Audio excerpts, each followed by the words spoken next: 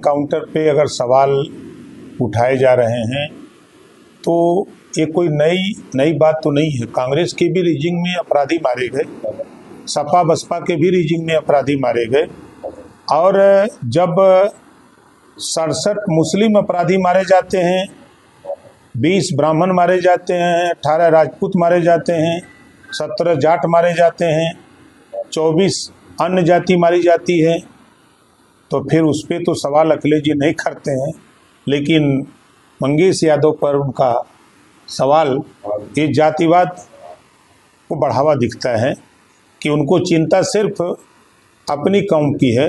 उनको बोलना चाहिए जब 20 ब्राह्मण मारे गए, राजपूत मारे गए, जब मुसलमान मारा गया, जाट मारा गया, चौहान, राजभर, बिंद, जो अपराधी है उनके साथ अब लोग और आरोप लगा रहे हैं कि जाति देख करके पुलिस के ऊपर फायरिंग हो और पुलिस फूलों की वर्षा करेगी, आधार कार्ड मांगेगी, या आप अपना आधार कार्ड दिखा दो कि हम तब उसके बाद गोली चलाएंगे। इस पे चर्चा नहीं हो रही है कि उस इनकाउंटर में शैलेश राजभर को गोली लगी, जो जिंदगी और मौत से हॉस्पिटल में जूझ रहा है, उस पे तो सवाल विपक्ष के लोग नहीं कर रहे हैं। राहुल गांधी ने भी इस इनकाउंटर पे सवाल राहुल गांधी तो देश को बदनाम करने का काम कर रहे हैं। अभी चुनाव में आपने देखा लोकसभा के, वो आरक्षण बचाने की बात कर रहे थे और अमेरिका में जाके आरक्षण समय आने पर खत्म करने की बात कर रहे हैं। अब ये तो भ्रांति पैदा हो गई। अब तो समाजवादी पार्टी कांग्रेस के साथ खड़ी आरक्षण खत्म करने के लिए कि आरक्षण देने के लिए। अब पहले तो इसका भी जवाब दें, और अगर वो सवाल खड़ा कर रहे हैं तो ये भी तो 25 इमरजेंसी लगी थी ना, कानून को ताक पर रखा गया। वो किसकी सरकार थी? कांग्रेस की सरकार थी। लाखों लोग जेल में डाले गए, पत्रकारों को जेल में डाला गया, कि वही कांग्रेस के लोग बोल रहे हैं जो कानून को एकदम ताक पर रख करके काम किया गया। इंडिया अलायंस में दरार नजर आ रही है। हरियाणा चुनाव में अखिलेश यादव को सीट नहीं दिया गया है, उसको लेकर नाराजगी किस तरीके से आप देखते हैं? हरियाणा में सपा का कहाँ है या हमारा ही वहाँ क्या है? अभी तक समाजवादी पार्टी शुद्ध रूप से उत्तर प्रदेश की राज्य दल है।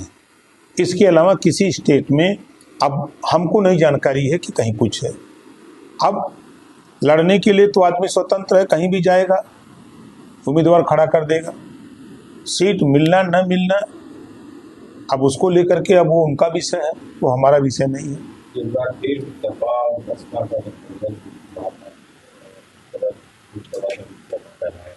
के लिए तो आदमी स्वतंत्र है, कहीं भी जाएगा, उम्मीदवार खड़ा कर देगा।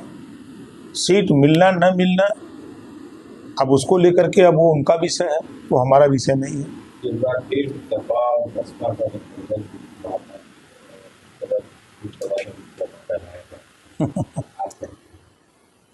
देखिए, राजनीति में हर चीज संभव है। 2 जून की घटना 1995, कोई सोचा नहीं था कि बसपा और सपा एक होंगी। एक हुए, फिर लोगों ने नहीं सोचा था कि फिर एक होंगे, फिर एक हुए। तो राजनीति में क्या होगा कोई ठीक नहीं है, तो उस पर कुछ कहना हम उचित नहीं समझते।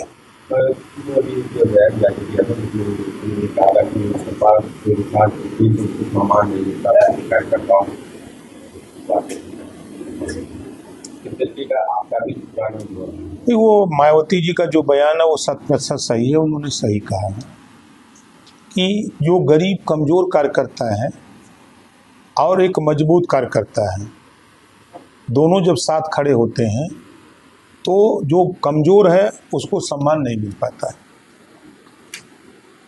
आपका भी हमारा अनुभव हमने भी देखा है कि समाजवादी पार्टी सिर्फ उसका काम अपना विकास है, दुनिया भाड़ में जाए। अभी शुरू किया था पीडीए, शुरू किया था ना पीडीए, समझाते कुछ है करते कुछ है। पीडीए का मतलब परिवार डेवलपमेंट अथॉरिटी है। 4 बार की सरकार थी, खुद अखिलेश जी 5 साल मुख्यमंत्री थे। 5 साल के मुख्यमंत्री काल में क्या उन्होंने नाई, गोणपाल, प्रजापति, बिंद की वट, मल्ला, राजभर, चौहान, आर्य, कर्कवंशी, बंजारा, बहेलिया, ब्राह्मण, राजपूत, भूमिहार, पटेल के विषय में सोचा? किस पीडीए की बात करते हैं?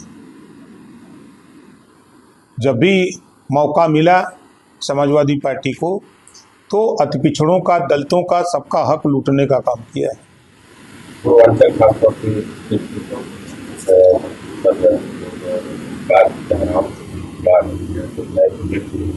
इसके लिए आप क्या लड़ाएंगे? देखिए, हम सरकार में हैं। अभी आपने देखा कि पूर्वांचल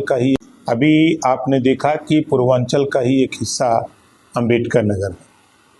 अभी 1231 करोड़ रुपए मुख्यमंत्री ने अंबेडकर नगर को दिया विकास के लिए, अलग अलग मदों में।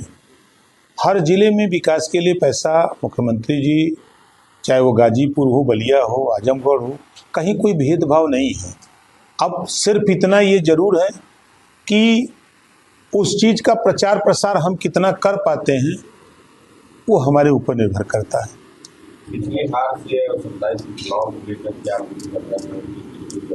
कोई दिक्कत नहीं है, जनता सब जानती है। अब आरक्षण खत्म करने के नाम पर लामबंद होकर के वोट तो मांगा कि आरक्षण खत्म हो रहा है। अब तो दोनों लोगों की दो भाषा हो गई।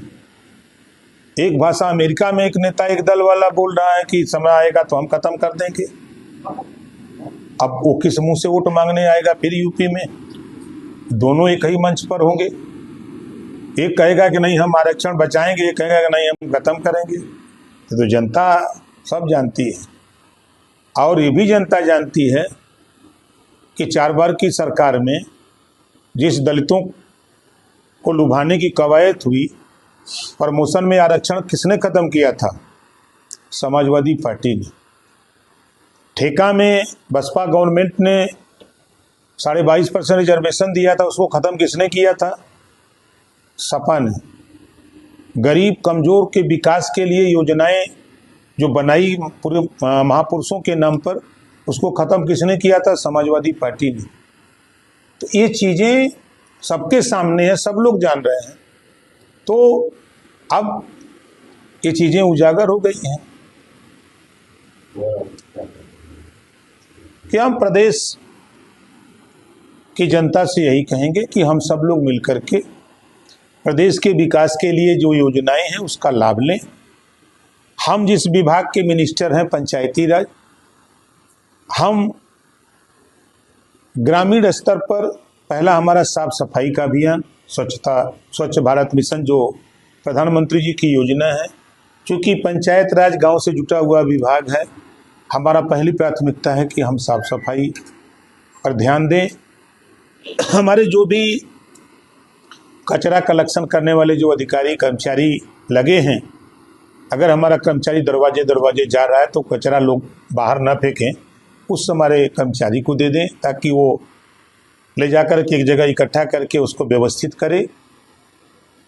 हम लोग हर गांव में पंचायत सचिवालय बना है और बना रहे हैं, जहां नहीं बना है वहाँ बनवाने जा रहे हैं। पंचायत भवन बनाने जा रहे हैं, बारात घर बनाने जा रहे हैं।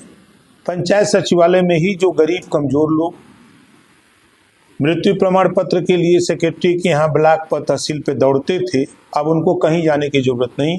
पंचायत सचिवालय में उनको मृत्यु प्रमाण पत्र मिलेगा, उनको आधार कार्ड वहीं बनेगा, आयुष्मान कार्ड वहीं बनेगा, पेंशन के फार्म वहीं भरे जाएंगे, जो त्रुटि होगी सुधार वहीं होगा, परिवार रजिस्टर की नकल उनको वहीं मिलेगी।